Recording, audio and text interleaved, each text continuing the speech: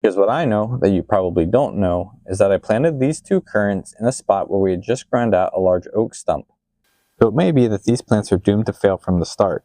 It turns out that a decomposing oak stump just might not provide the right amount of nutrients that the plants need in order to thrive, or at the very least grow more quickly than the infection can grow. But it also may be that this species of currant is not resistant enough to the powdery mildew. Much like this flower growing on the corner of my house, there's no real hope of overcoming the infection. In which case, it may be time to move on to another plant that has a reputation for being resistant